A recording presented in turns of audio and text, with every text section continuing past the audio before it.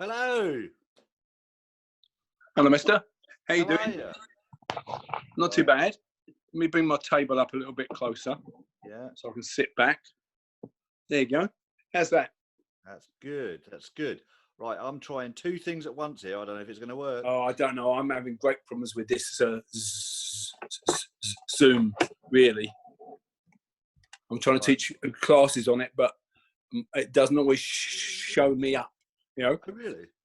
Yeah, sometimes my picture doesn't come up. And I think it's probably to do with my camera or something. It's some interface with the camera, because it works now.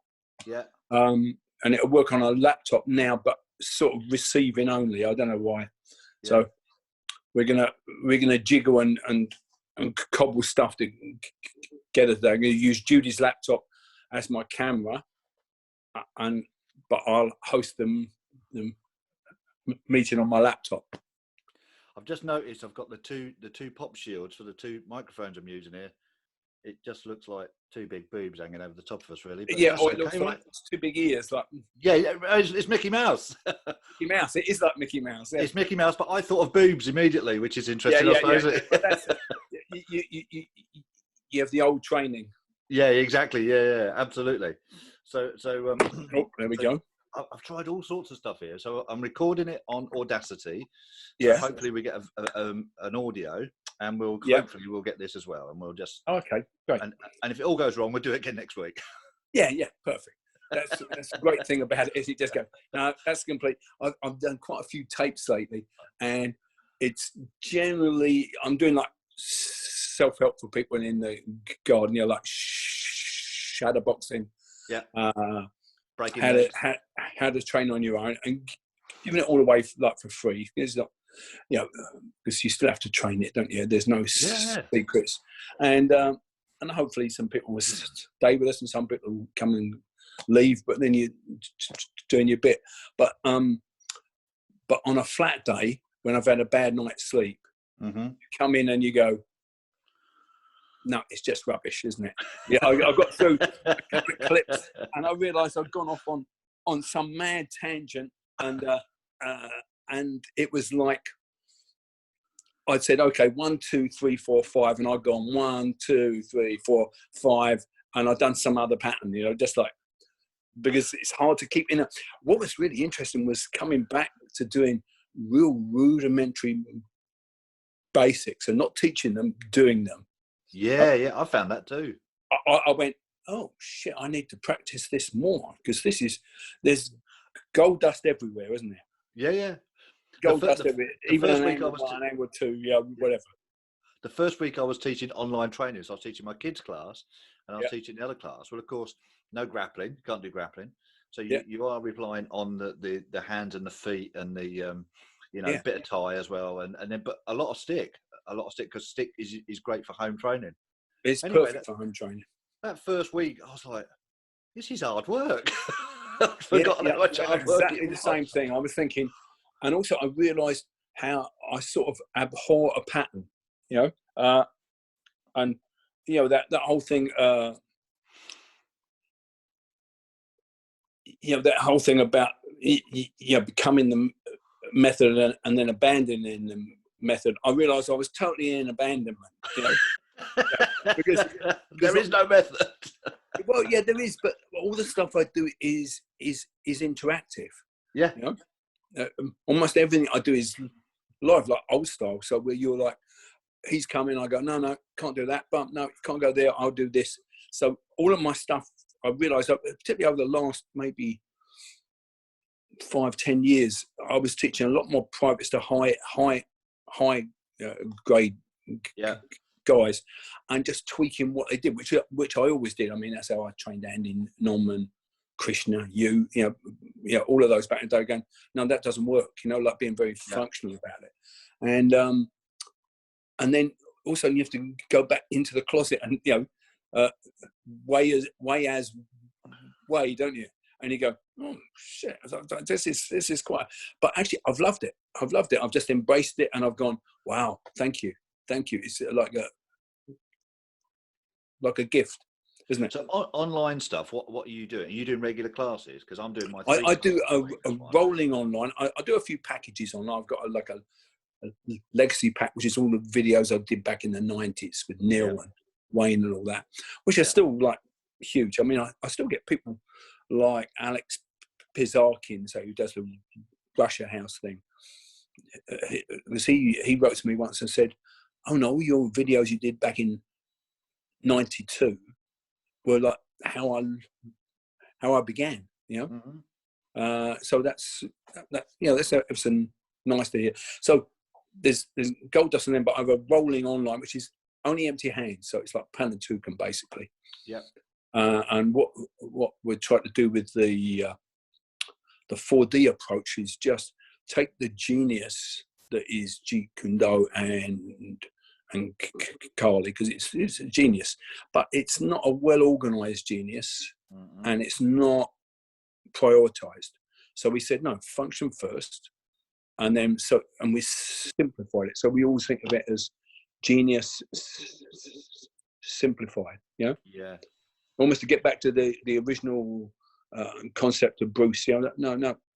How do you get out of this? And what happens is you then simplify the route in, and so you're getting the same things all the time. So your percentages just increase. Yeah.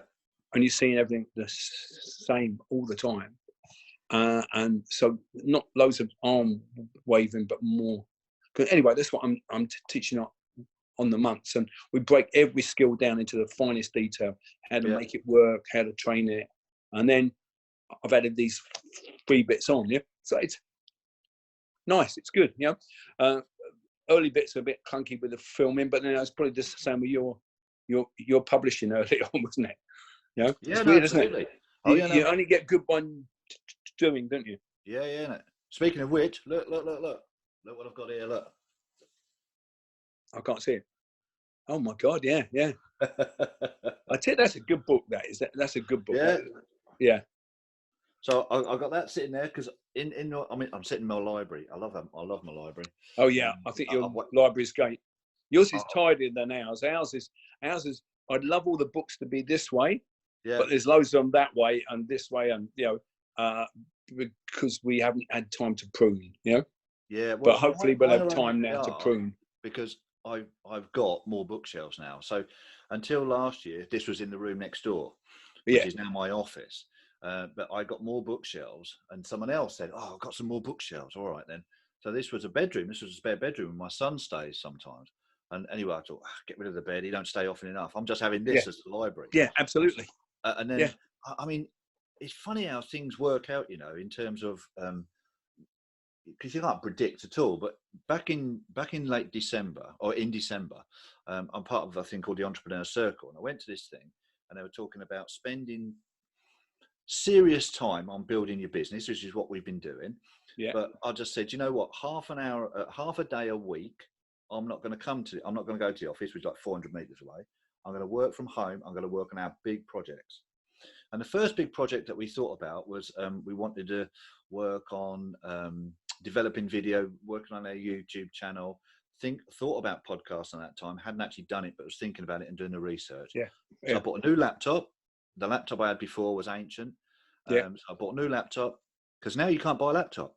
There are no laptops in this country. They're all sold out. Really? Yeah. You can't buy a laptop. Really? It's been like that for about 3 weeks now, because everyone's gone online, can't buy a laptop. And if you could, it'll be like 1,200 quid. So like an Apple Mac. Yeah, exactly. Yeah.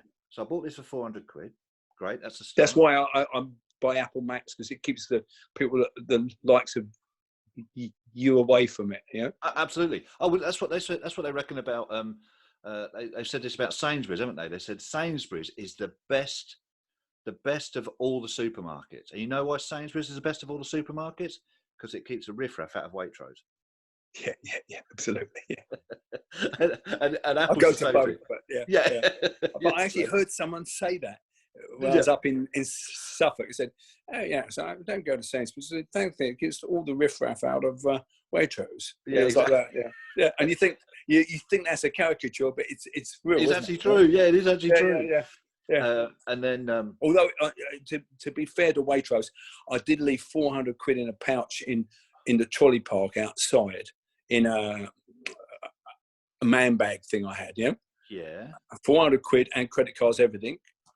And I left a camera as well on a separate time when my brain was like mush. And both times I went back and went, oh, there you are, sir. And they gave it to me. Now, that wouldn't happen at Sainsbury's and definitely wouldn't happen to Tesco's. No. Although our Tesco around here is the best of the supermarkets. Is it? Yeah, it's strange, isn't it? They vary.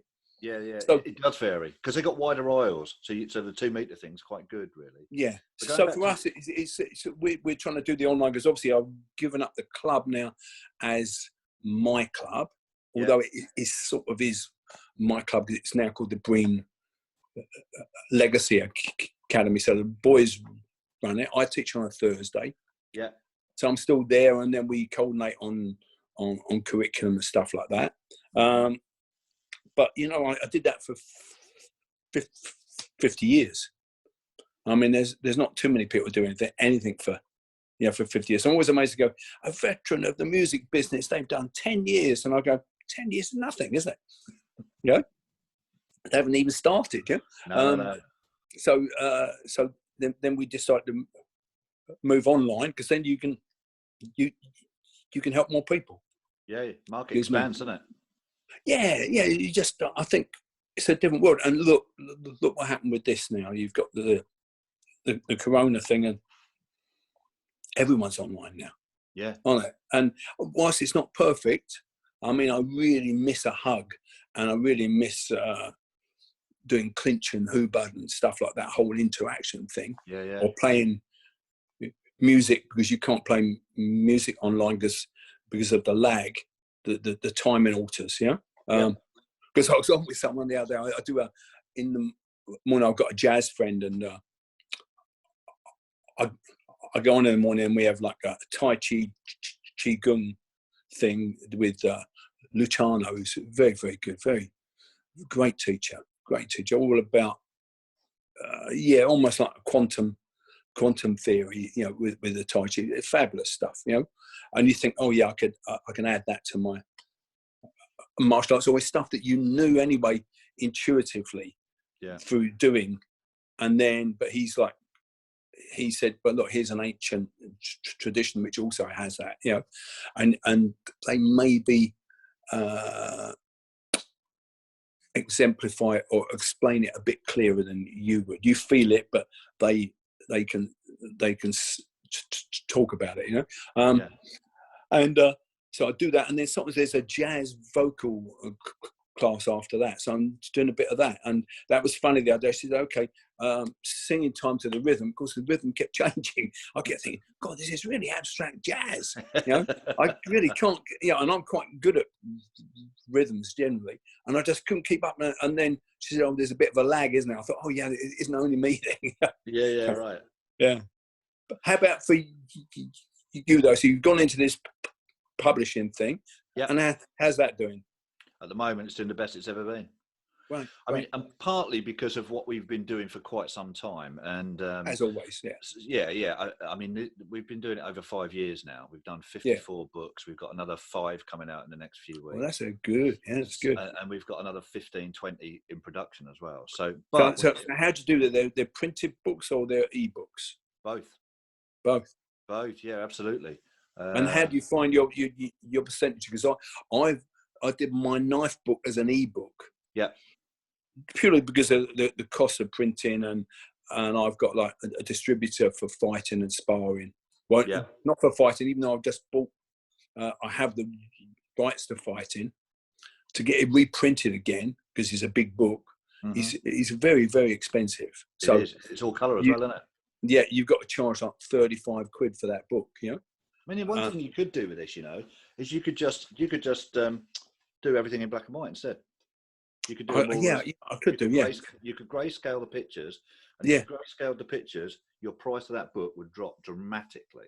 Yeah, because it's a great book though, and it's got great photos in it. Yeah, absolutely. But you could still grayscale it, no problems whatsoever.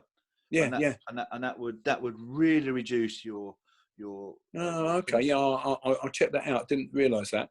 But yeah, so we've done that as an ebook. But if we had plenty of demand, we did plan to do that as a a box set of 3 books. So we were doing stabs first. So we did basic tapping, knife tapping. Then we were going to do hacks and slashes, how to deal with that. And then do clinch, games, scenarios, and disarms as the last book. And of course, stuff happened, and we haven't really taken that on at the moment. But projects, we're doing lots of projects. Yeah, well, that's what we're doing as well, in terms of all sorts of things, in terms of the growth of the business. But in terms of what you asked, the statistics are, and this is from Nielsen, so this is from the ISBN people who do all the recording, 51% of all books are sold paperback, 25% are ebooks, and then the rest is a mixture of hardback. I think hardback is like 10 or 11%, I think. And then the growth, the biggest growth area is audio books. Even then it's still quite small. But it's gone from 2% to 4%. So it's still a small part of the market. Yeah, it's increasing, isn't it? But Jones, you can't do what we do or what I do. No. About concepts and stuff like that, or the history. I'm doing an autobiography at the moment, which is very, very interesting. So many good stories. It's like unbelievable. Just like, well, you were there for a few of them, and they're crazy stories, aren't they? Yeah. Well, you're in here. Am I? You're in there. Oh yeah, somewhere. Yeah. Yeah. What's it say? You called me a working class. You called me a working class awake, I think. It says, how did British Telecom help a screamer to thrive in the UK? Well, that's you. Yeah. Yeah, absolutely. So that was the first part. The second part is 3 years overdue, and part of that was because of my getting distracted by other things. Then part of it was because, of course, Richard died. Yeah. And Kakoy died, Richard died, and that changes your perspective on where this whole thing has gone, really. I mean, it took me a while to get over Richard, at least 18 months, at least. Wow. Chris Kent did a seminar for us a year after he'd gone, year and a bit or whatever it was. No, that same year, I think. And then he came back again. And that second time he came freaked me out. It just, I was like, these are too many memories coming back too quick. And it really bothered me. And so we had put Chris off until this year. And then we had to cancel it anyway. I mean, we cancelled it just before Corona hit, which was really lucky. It was like that weekend. Well, the same. We were going to have our 4D camp then. We have that instructor camp. It was the same weekend. Yeah, and we have that, and that's been very successful, and it's all good people. We don't have any arseholes there, so it's great. But yeah, that was on that weekend, and we cancelled it before it really hit. We went, you know what? We think it's wise to cancel this, and then it happened. And I think in London, I think you were right. We actually did do a weekend. We had about 20 people at the thing we did that weekend. But in the provinces, we hadn't had any cases at that time. But London's getting hit bad, isn't it? Real bad. Well, I think everyone underestimated it. Everyone. Everyone goes, "Oh, I knew better." Gladys up the road knew what was going to happen. She predicted it all, but all tosh. Really, everyone underestimated it, didn't they? Yeah. No one had thought about it, and so they all criticised people for not being prepared. But all the stuff's made in China. So if you want to criticise people for being unprepared, you need to go back 40 years, don't you? Yeah, you do. Yeah, absolutely. So offshoring all of your firms, all your manufacturing, offshore, it's just nonsense, Yeah. And I'm always amazed that people gave everything to China, but now China owns America, sort of thing. And you go, wow, how stupid is that? That you've given all of your technological gifts to this other country to build for you because you're too idle, and also because accountants have said the bottom line is here. Yeah, that's right. And thinking short term only, and not thinking about it like a war, And then you've got the Russia and China, almost like the Abwehr and the SD did before the Second World War, when they went into France and had all fifth columnists all showing, and disrupting politics and everything. Yeah. And you think, wow, yeah. So as a fighter, you just look at it strategically, don't you?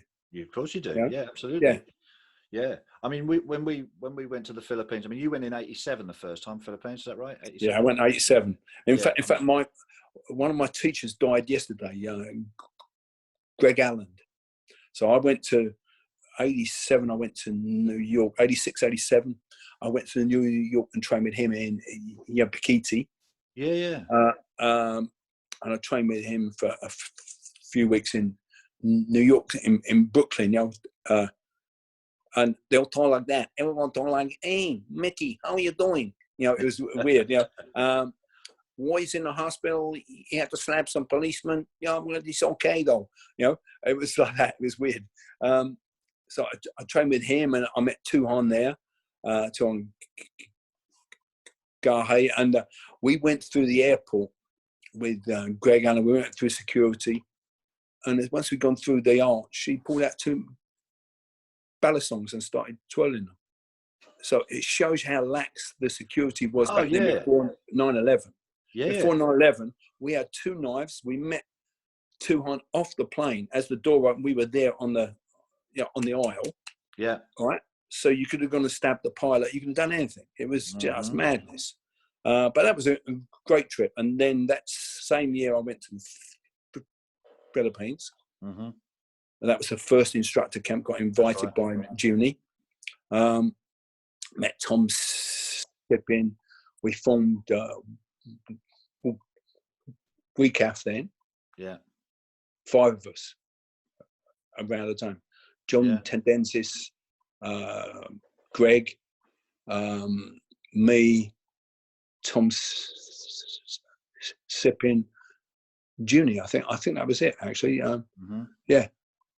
And it was great. And that's it. And then WEKAF went boom, didn't it? Yeah. Yeah. Well, because you went in '89 then, didn't you? With the first. I took a team in '89, which is all from the academy. It was just the academy. It was like Gary Derrick, Gordon McAdam, Simon Wells, John Harvey, and Simon Burgess. Yeah, that's right. Yeah. And me. So they were all kick-ass guys. They're all like Thai boxers. JH had trained with me since he was a green belt. Mm-hmm. Since he, he was a beginner almost.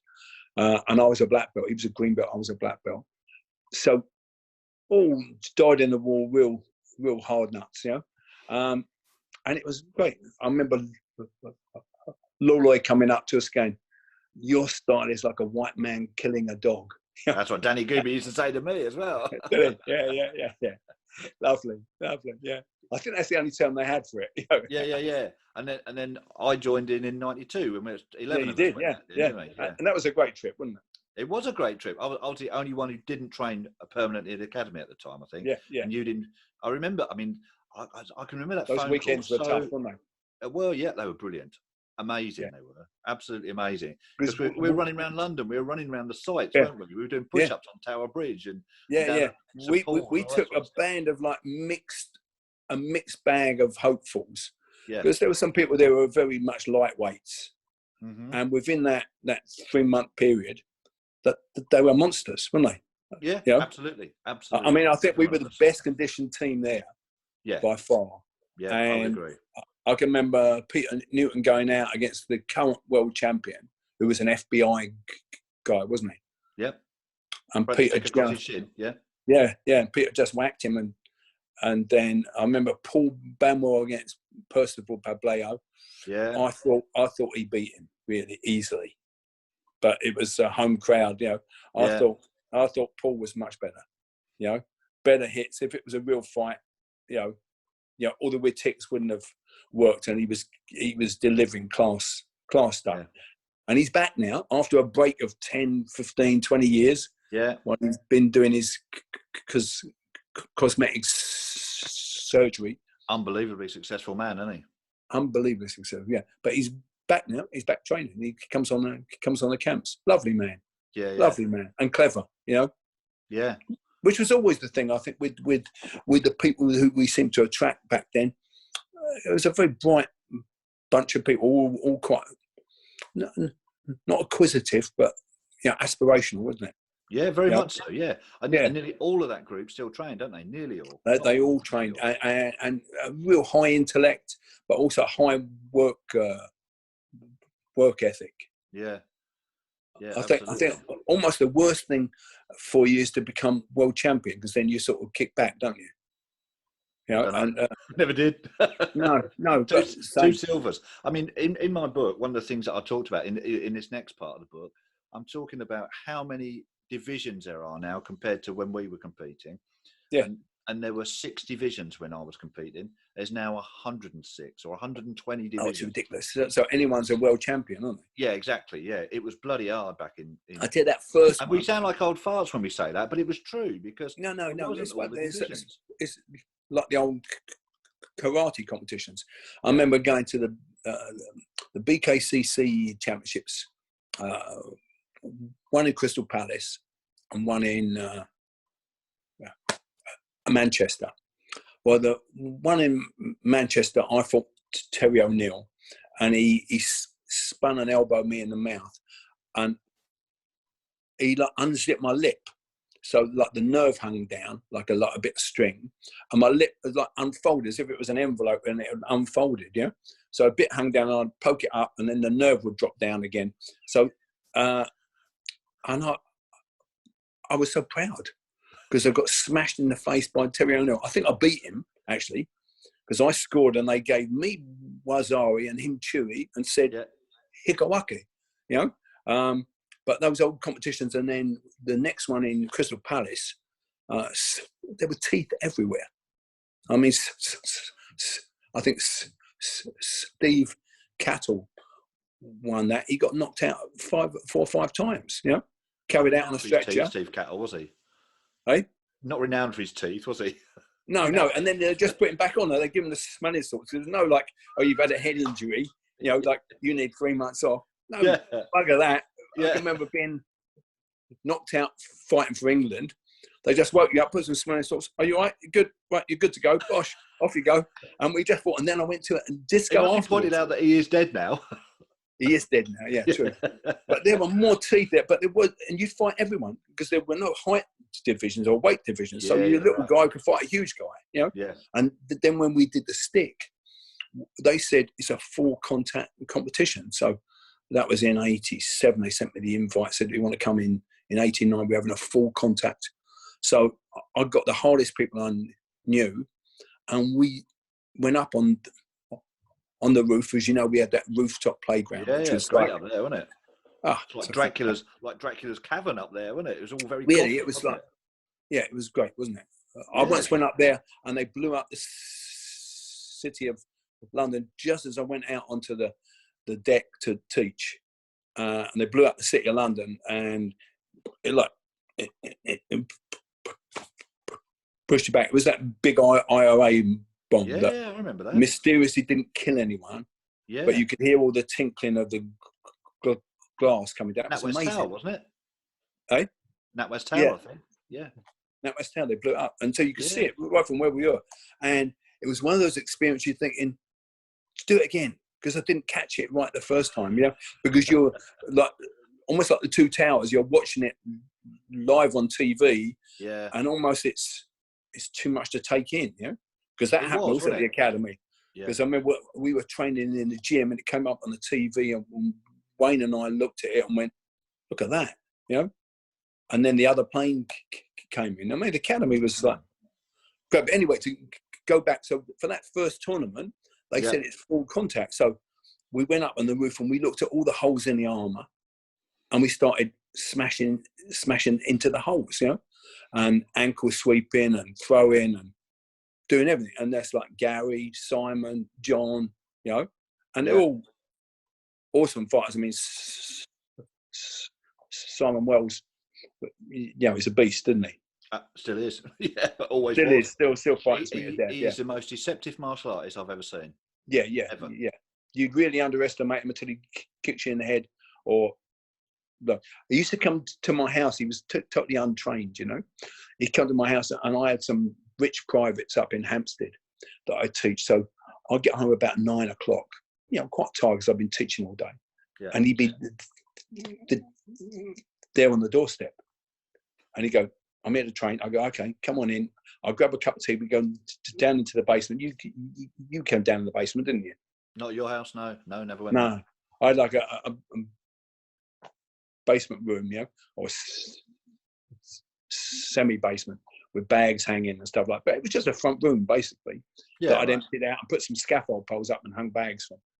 Anyways, me and him would go in there and we'd either do stick or we'd do empty hands. Because he said, I've done some boxing, I'll just go to the pub, and then there's a guy that's a pro, and if you get in the ring with him for a tenner, if you can knock him out, you keep the tenner or something like that. One of those, things that only happens in weird places, And so I said, well, we need to work, but he's a big guy, isn't he? And he was one of those people who's amongst the fastest I ever taught. Him, Andy Norman, and a few of the others. Where you teach them something and they come back next week going, oh, I could do it this, and also this way. And you go, yeah, okay. Yeah, hold you back. I wasn't like that. No. I think some people are. Some people like it like that, and some people you give them a concept and an idea, and they're off. So we'd fight, but eventually it was like being in one of those. It was always. It was okay in the beginning because I had, I was teaching him, but over time he was very quick learner, and over time it was like being in those horror movies where the walls are closing in on you. With the spikes on, and you're going, and obviously it's a small room, and you can't get past it, So all this idea of circling, you're going to pivot, you're going to curve, you're going to slip. You try against him, mate. It's bloody hard to do. Yeah. Richard told me a great story about. Richard told me a great story about Dan and Asanto in their early days when they went to Stockton. And Richard was so good because, I learned more in the car from Richard than I ever did on the mats. We'd be driving, he'd tell me all these great stories. Yeah. And he told me this story about when him and Dan first went to Stockton. And he said that, I think he was learning from, who was he learning from? Max Sarmiento was one of the guys. Max Sarmiento. Dentoy. Sorry? Dentoy. Yeah, those sorts of guys. Those sorts of guys. Not Johnny Lacoste, it was the other one. Serrada guy, what was his name? Angel Cabales. Angel Cabales. Yeah, so they were learning all this stuff, and they were learning quite basic stuff. Largamano with Leo Garon was the other one. Yeah. So they were learning this stuff, and Richard used to think, they'd be up there for the whole weekend. They go up every month, they go up for the weekend, then they go up the next month, and they'd spend 2 days, they'd go back and practice. Anyway, they'd come back, and Richard would while they were practicing, Richard was thinking, why is he struggling with this? I can't understand why Dan is struggling with this. He said, I'm picking this stuff up, no problem. He said, and then we'd meet again on the Wednesday after the weekend. He said that fucker had learned, he'd worked out every single variation. He said, I'd learned one. He said he had learned 12. He'd worked it all out. And what he was doing, he weren't learning one, he was learning 12. And he went, he said, that's why he was always a teacher, because I learned the thing that they were teaching me, and Dan saw all the other options. Honestly, I was always that sort of concept guy, because I remember with Terry said, oh, it's like 1, 2. I said, no, it's just having 6 plus 1, and it's just changing heights. Yeah, because we were doing BUG, Loxell, BUG, Loxell, and JKD sets. Yeah, and I said, no, it's just having 6. And he was like, and he looked at me like, it's what? And about 10 minutes later, he went, oh yeah, it's 7-6, isn't it? I went, yeah, it's 7-6. But it's how your brain works, isn't it? Because my brain, if you ask me to like sit down and do a list of stuff, I hate listing stuff. But if you get me to stand up and list them, I say, oh, there's 8 of these. And I don't even need to think about it. It just, I don't know there's 8. But it comes out and goes, there's 8 of these. So you're a jazz man thinking, aren't you? Yeah, I'm a jazz man thinking. And what I tried my whole life was to become more like a spreadsheet guy, And then I suddenly thought, no, I'm not that person. I'm not a David Enuma list, categorize. Yeah. But I can do it standing up. So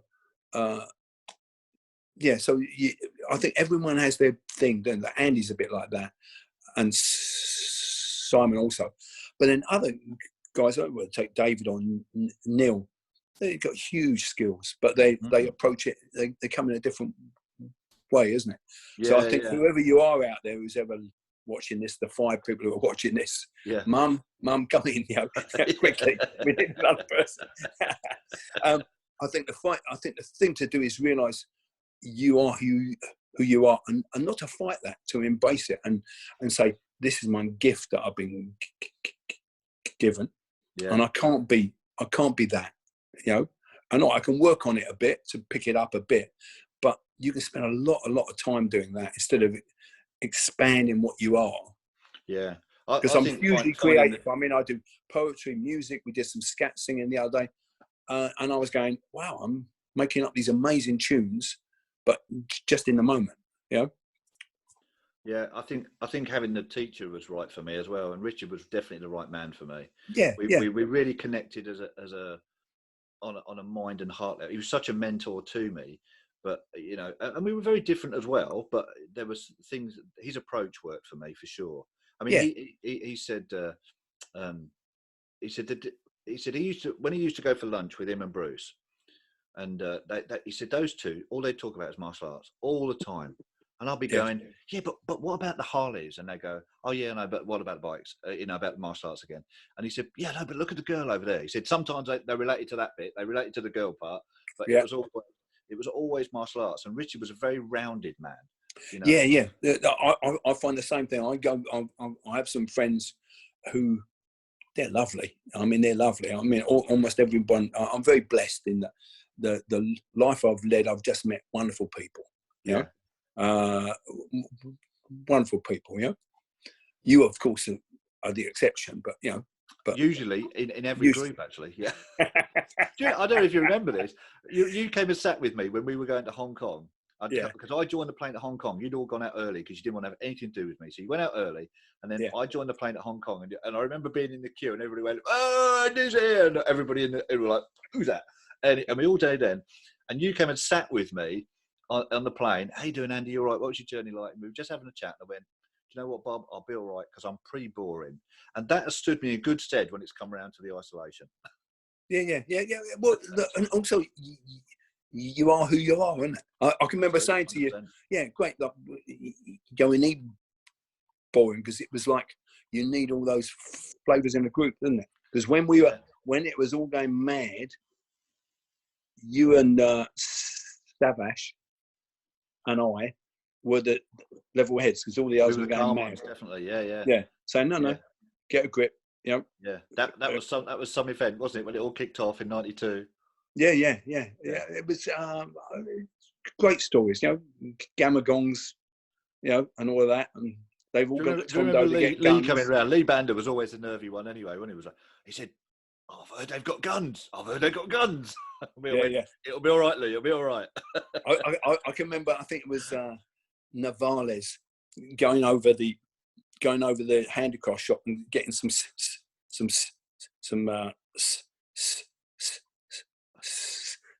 Stanley knives. Right. He said, "Oh, okay, yeah, I'll just go over the road." And he came back with some Stanley knives, And you go, "Oh, okay, yeah, it's that sort of game, yeah." I think it was only because it was the election they couldn't come back with guns, because they were searching people. Right. Because people wouldn't believe this, would they now? Do you remember I got pulled out of the car with a rifle point? No. When we went to the beach, and I was allergic to Coca-Cola. I do remember that. Yeah. And on the way back, I'm giggling because I'm having an allergic reaction to Coca-Cola. Yes, so I'm like this, and they go, "Get out the car," and they've all got guns, and they're all, and I'm going like this. Yeah, that was the jeepneys, wasn't it? That was the jeepneys. Yeah, the jeepneys. Yeah. Do you want to go to the beach? Oh my God, there was no beach, was there? It'd been a storm. There was no beach. I think that was a setup. That was the Sissamo lot, or the Filipino team going, "Oh, there's a beach nearby." 9 hours, journey, and then we got there for half an hour, and then it was dark, wasn't it? And then some of you had, because I didn't touch the coconuts, but everyone who had the coconuts had the shits the next day, didn't they? Oh yeah, totally, yeah. Yeah, And then do you remember we went in that hut and there was a hurricane lamp, and they go, "There's the food." Well, it could have been anything, couldn't it? It could have been turd on toast. and then they had the big bugs, and the bugs were running across the big floor. bugs. Yeah, huge bugs are flying all around. Yeah. I tell you, that was a great trip. I mean, if you well, it's all going to go in the book. Yeah, it has to go in the book. It has to go in the book. But there's almost that time as well. Yeah. There's almost too many stories to tell. It's probably like 3 books. Yeah. I don't know if it. Well, mine's ended up as 2. Oh, there it is. I found the picture. Look, can you see that? Can you see that picture? Remember that? Yeah. Where we're all on the, and I think that's us going to Hadsand Beach. It was, and I think there's 11 of us who actually went on the back of that Jeep. Yeah. There. And I remember Pat being on the back because we all had them flashing sunglasses, didn't we? Yeah. And Pat lost his sunglasses, and they just went flying through the air. How did we not die? Well, the first time that we went in, they were shooting people on the checkpoints. So if you were a traffic policeman, they had the YKK or the PKK, whoever they were, the Maoist or the Islamic protesters. And so if you were a traffic policeman, they just shoot you dead. So that first time we went in 87, there was lots of political strife. So they took away all the policemen on point duty. And it was always a very violent place anyway. Remember we saw those 2 armoured cars with the holes on the window where someone's come up with a 12 ball and gone, bang, bang, you're dead. Yeah, and we're going to that was as we went into Manila the first day. That was when we went, and we saw 2 armoured cars with their windows blown out. We did. Yeah. Welcome to Manila. That's when we found the Swagman. Well, we stayed in that really dodgy pension. Oh yeah, we found that was like the paedophile hotel, wasn't it? Yeah. There was all those people lining out. It's still there. I'm sure. They were going, when do the boy bars open? The young boy bar. It was like it was definitely spooky, wasn't it? Because I only went twice. I went 92 and 94 with you. Oh, you did? Yeah, you went in 94. No, I didn't go in 94 because I was on my hips were starting to. Yeah, that's right. As deconstruct then. Yeah, that's right. So 92 and 94 I went, and so in 92 when we went, the strip was all down, not very far from the hotel. Yeah. And the next time we went, it had moved into a little, like a shopping precinct, and it was all down there then. Yeah, that's where it was then. So there'd been an election, and they decided they were Catholic by then. Yeah, they tied it all up. Yeah. But that was that's where what was his name? Not Lee Rusher. It was Lee Rusher. Lee Rusher nearly got shot for upsetting somebody there. Lee Bandra had to drag him away. All those sorts of things. That's like a crazy man dragging a crazy man away, isn't it? Because I remember when he first came to my club, Lee Rusher, because he's in prison now for doing like not the Brinks map, but the other. That's right. I can't remember what it's called, but yeah, he is. Yeah, nicking 20 billion or something in gold. The Security Express. That's right. Thing. That was the one. And he did it with Lee, the other Lee, whatever his name is, who's the MMA fighter. I can't remember his name. Both great fights. But he came in. I said, "Oh, he's a pro, isn't he?" And Lee Banders said to me, "No, he's only been training 6 weeks." And I went, and then he took him up to Toddy, and Toddy said, "Oh, he's a pro." And he said to Toddy, "No, he's just been training 6 weeks. He's just a natural, he's a beast." Yeah, he's a beast. Yeah, he's a learner, and he likes to fight gypsies. Yeah, that's right. He's been fighting gypsies all his life. And obviously, it was one of those things. He was really quite a pleasant person, but just had this rage in him. Yeah. That just needed to be channeled, almost like Tyson. Yeah. If he'd had the right trainer, he could have become like a world champion. But instead, he became an armed robber, and now he's doing 20 years in prison. Mm-hmm. But I think he's out. He's probably out soon. Must be getting on for. You're getting on that way, yeah. Yeah. It's surprising how the time flies, but yeah. Well, when you think that that 92 trip was 28 years ago, that's amazing, isn't it? Yeah, yeah. Well, the first time we went in '87, as I said, there was it was quite violent. There was lots of things. You had to be very careful. Then we went in '89. Yeah. And it was a bit better, but I remember they were still having some problems because we went in to look at, because they pulled over a thing and they all got out the M16 and pointed at the driver of this truck. And we said, well, let's stay and look. And Gordon was going, no, we have to go. We have to go now. This is dangerous. And we're going, no, we just want to see if they shoot them or not. So they were obviously getting lots of terrorism things happening. And then, but then it's always like that, isn't it? You remember that time, I'm not sure if it was with you, we went to the Polo Club. Did you come to the Polo Club? Where we went to, it was like an enclave where Ted, I can't remember Ted's other name, one of the rich backers of Jose Paris was, and he lived on a housing estate with his own polo ground, huge place. That's where they did all the. That's where they did all the demos outside, wasn't it? Yeah, yeah. Yeah, I was there. Ted Abinsay, I think his name is. Oh, maybe that's him. No, that's right. That's him. Anyway, very nice man. Very nice man. But you thought, oh, there's a polo club here, and it's wonderful lawns and servants and everything. And then you go outside, and there's people on the street right next to it, and the air you can chew. Can't you? It's the inequality there just has to be seen to be believed, really. Yeah, no, I remember we talked about that at the time. I remember you and me talking about that. I said, this is the definition of obscenity. Oh yeah, it was, wasn't it? Yeah, because definitely. There are people, and it was even more prevalent in Cebu than it was in Manila. Yeah. And you would go near the church, where the Santa Nino's statue was, and there was the kids begging in the streets just wearing a vest, weren't there? And then, like you say, do you remember that? Do you remember that time we used to, instead of giving them cash, we used to feed them? Yes. Because we knew that couldn't be taken off of them. That's right. Yeah. Yeah. Yeah. Yeah. Dark, really, isn't it? Yeah. I've heard it's changed dramatically. Yeah, no, I've heard that as well. I've heard it's. Have you been since '92? No, I haven't. No, I sort of like I got frustrated by it because the good guys were hard to find. Yeah. Most of it was sort of semi-nonsense or made up to keep you happy, and it wasn't what I wanted. What I wanted always was like the truth. I remember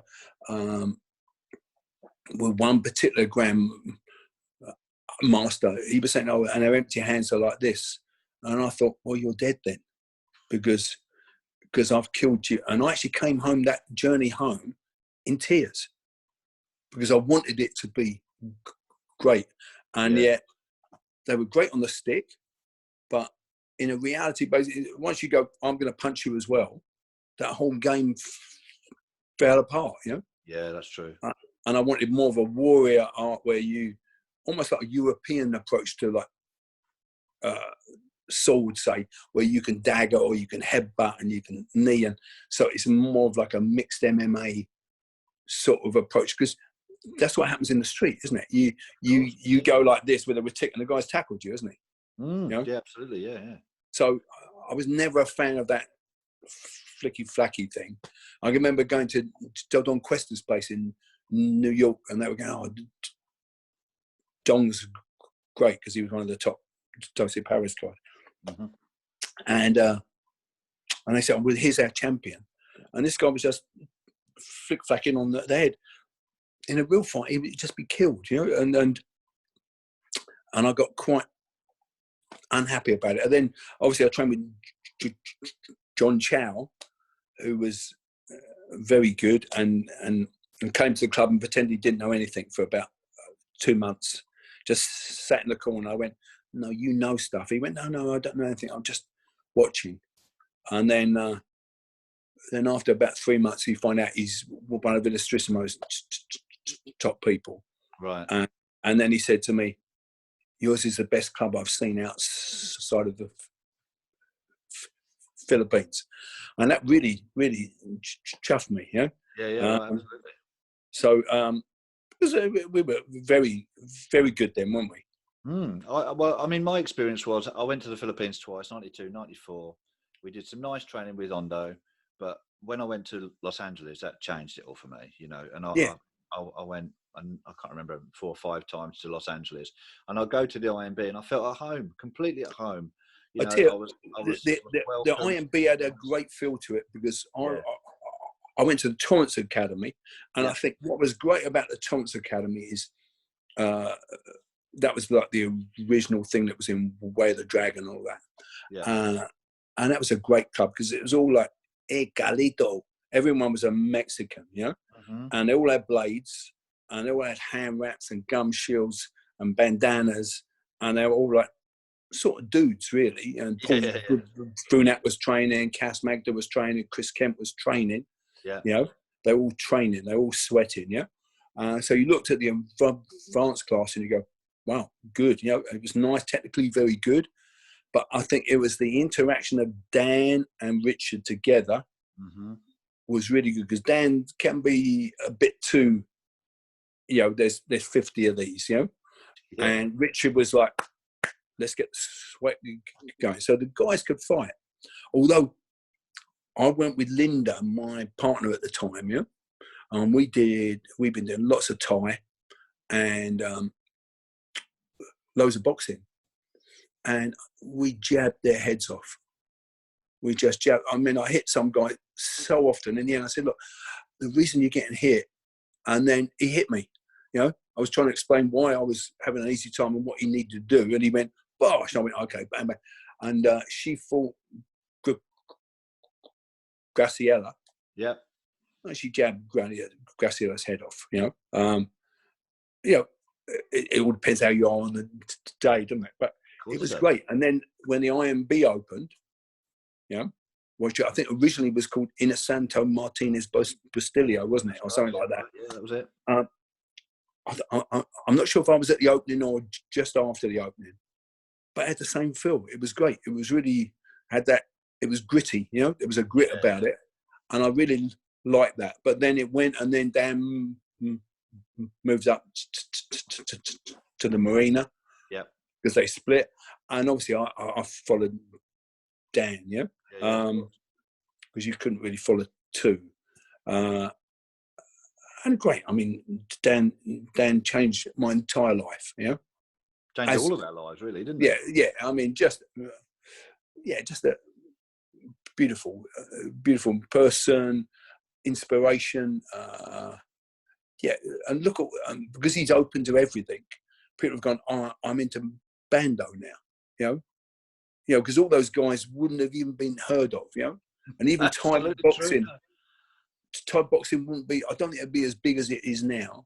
Yeah. Without his, you know, his. Well, Richard told me that when the Gracies first came over, they were training out of a garage. Yeah, they were training out of a garage. Yeah. They went to see Dan and they went to see Richard, and they had you know, they exposed them to the people that they knew, and that was part of course they did. Yeah. I think that's so important in Los Angeles. So important, those two guys. Fred Brown's like an FBI guy who's a friend of mine from back in the day when I first was at the academy, you know, with Del Pollard and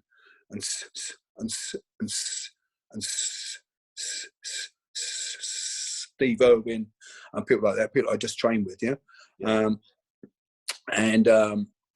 said to me he had a private with Royce in the garage, $20, you know. That was it. That was where they were, you know, and that it all happened because of them. They opened up. Herman, I remember Herman coming to the old Torrance Academy and giving a display, and William de Tours was there, and those are Penjac guys. Penjac said old guys, you know. all them. We watched him do his stuff, and we went, yeah, it's okay, like that. And then, but Dan took Herman and made Mandy Muda huge. Without him, who would have heard of him? No, absolutely true. Yeah. So he was like a trumpet that played people out to the world. Yeah. Yeah, yeah. And the funny thing is, I mean, it's not so much these days because he's such the elder statesman, but there was a time period where people were criticising him for all sorts of things, and it's not loyal. Absolutely. I mean, Richard's take on all of that was one of my favourite stories from Richard was he said that one time he was talking to Bruce, and he said, in a Santo, he says, do you reckon he can really fight? Because that was a question that would come up many times, wasn't it? All the time, yeah. Do you reckon he can fight? And Bruce said to him, you know what? He said, I wondered that as well. He said, so we were sparring about 2 weeks ago. He said, and I hit him a little bit too hard. I knew it was too heavy. I wanted to get a reaction out of him. He said, I'll tell you what, Richard. He said, that fucker can fight. And I thought, that'll do, wouldn't it? You want to get reputation?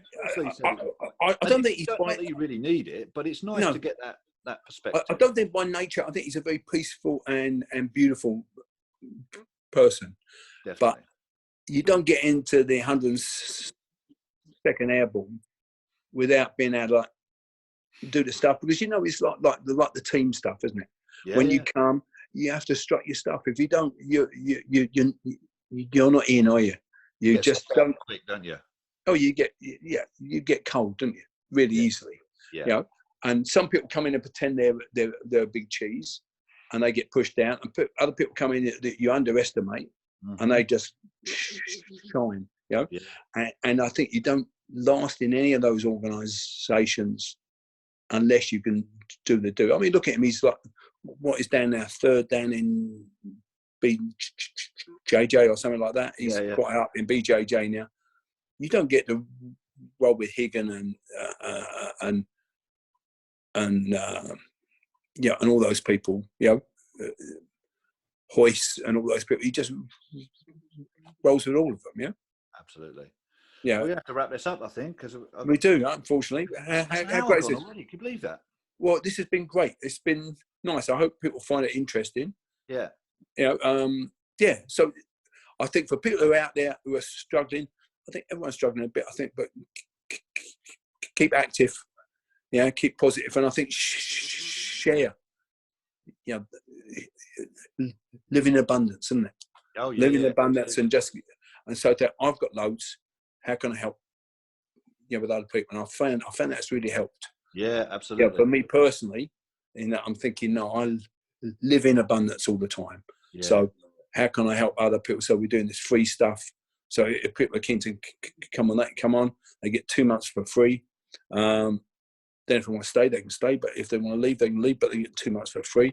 Yeah. And we're trying to do some odds and ends like that, really. So when's the autobiography going to come out then, do you think? Well, we're writing it now. So I'm having big, long chats with people like you, and hopefully nailing down some of the past that I've forgotten.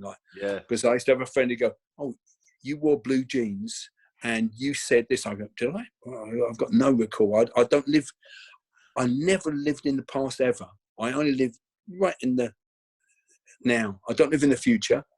I live in sort of the where I am. Those people who, I had a friend said to me, "Why don't you come over to the house? We go out to the pools." He had a pool, and he said we put on Capital Gold and talk about the old days. I went, "Oh, no,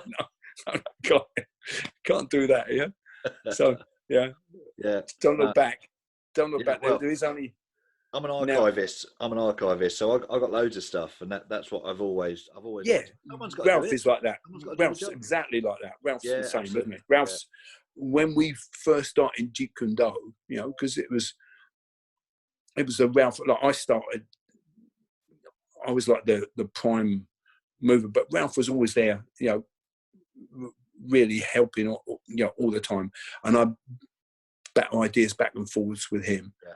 And he was, and as you said, he was the archivist, and I was like, "Let's go," because otherwise he'd spend all the time archiving, and together it was great because he was a great training partner, and we helped each other, Yeah, definitely. Ralph's a great guy, most unsung man in JKD, Ralph Jones. Yeah. Love him loads. He's a man as a hatter, but he's fabulous. Yeah. Yeah. Mind you, we're all a bit screwy. Anyway, you have to go. I do have to go. It's nice to talk to you. And, nice to talk to you. I'm going to see if all the technology work now. Well, if not, we've had a great chat. Yeah? We have, and we'll do it again. All right. Love you it. Take care. Cheers, Bob. See you. Bye. Take care. Bye-bye.